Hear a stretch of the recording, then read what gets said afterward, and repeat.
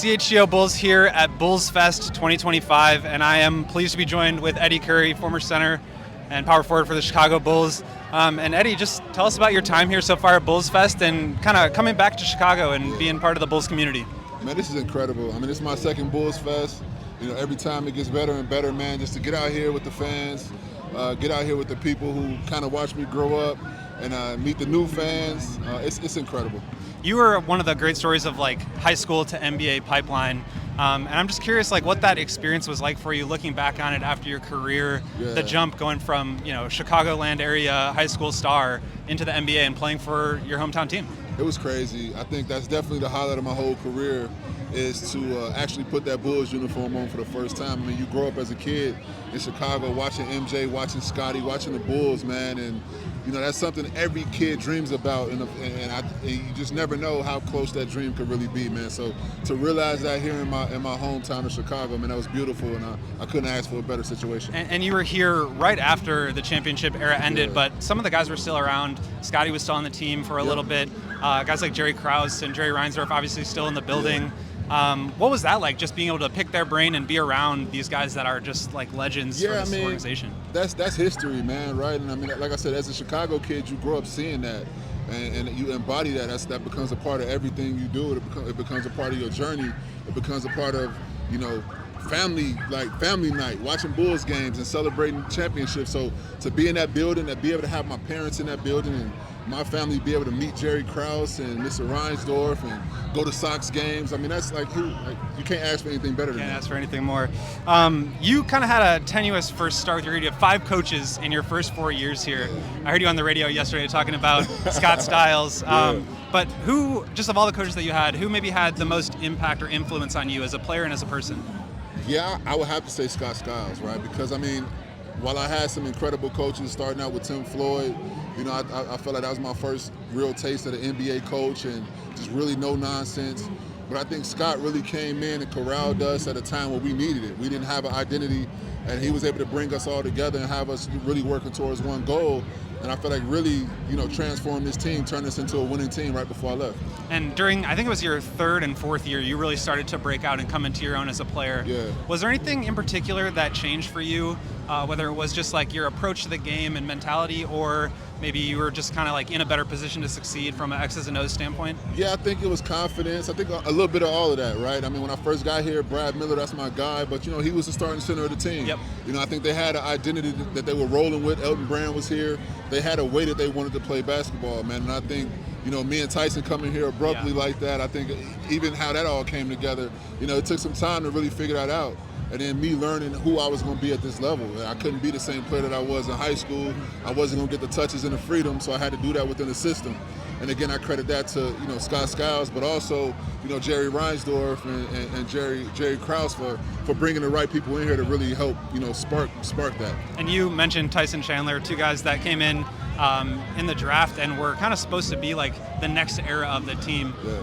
You're coming out of high school, so is Tyson. Like, do you guys feel that pressure? What was that like, just having to be the guys for the Chicago Bulls? Yeah, I mean, we definitely felt that pressure, but at the same time, I mean, we were young. We were 18 at the time, coming out of high school.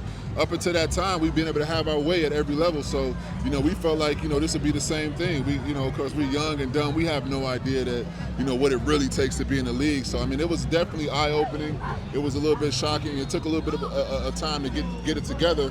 But like I said, we started getting the pieces in. By the time I left, we had Luol Deng, we had Ben Gordon, we had Tyson. We were all clicking on the same level. We had Captain Kirk, who really helped put that thing together. So, I mean, it all worked out. I'm glad you mentioned those guys, because I wanted to ask you, I mean, some of the fan favorites from growing up and just in the Bulls history. Yeah. Do you have any like funny stories or memories of whether it's Ben Gordon, Luol Deng, or Kirk Hinrich?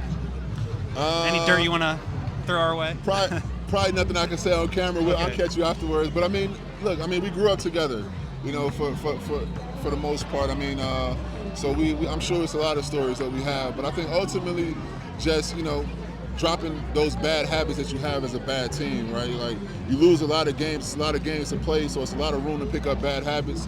So I mean, just being able to overcome that together, man. I think that's it made us stronger. It gave us an incredible bond, and to this day, like every time we see each other, it's like we never left. Preparing for this, I reread the article that you wrote for Players Tribune, which if people haven't read it, you got to go find it. It's a really incredible story about your life and just all the trials and tribulations. What made you decide you wanted to write that and put your story out there? I got to credit my man Chris Bernard, who sadly passed away last year, man. So rest in peace, Chris Bernard. But you know, he was very instrumental during my time at the Knicks. He was working for the Knicks at the time. He knew a lot of what went on in my journey. And once he went over to the Players Tribune, he really was on me a lot to like, hey man, you need to talk about this. Like, you got a really incredible story that I think will be therapeutic for you to get out, but also to help some other people too. So, you know, I trusted him. I trusted the Players Tribune, and yeah, we did the piece, and it went a lot better than I even expected. Like I had no idea how it would go. In fact, when they published it, I tried to back out that same day because I just was so scared to have that type of just vulnerability and that type of transparency out there. I didn't know how the world would take that. So I'm really glad I did it. I think it sparked a lot of what I did after that. A lot of what I'm doing right now, I think all of that came from that article. I want to ask you about that, but first, just do you feel like, I mean, one of the things you wrote about was like kind of being the butt of a lot of jokes. Yeah. Do you feel like that changed your perception with fans, like just having the courage to put that out there and people actually knowing all the tough things that you've been through? Well, I hope it helps shed some light to fans, just kind of the psyche of an NBA player and what we kind of go through. I think you can kind of get lost in cheering for guys or booing. But you got to understand we're real people. We're still trying to figure life out, and a lot of times, like, our bad games is directly a byproduct of what we're dealing with off the court. So I just, you know, hope fans can give us a little bit of leeway, but understand, you know, we do understand we're professionals also, you know, and we have a job to do. So we're just trying to figure it all out, trying to find that balance. You mentioned what you're doing now. Can you just share some of what you're up to and what kind of inspired you to get into that line of work? Yeah, so I work for the Players Association, the NBPA right now. Really incredible work, man. To be honest with you, like, I'm able to give back to our younger players. We do, you know, everything dealing with the players. So from the rookies to, you know, the veterans, everything in between, to guys transitioning out of the league. So I've literally been a part of everything in between. So I'm able to really, you know, lend my expertise. I'm able to look at all of the programming that we have and try to figure out what'll work, what might not work, and how we can tweak some things to make guys really take advantage of the products that we have. Really cool work that he's doing with the NBPA. And just thanks so much for your time, Eddie. This is great. I really appreciate it. Anytime. Thank you.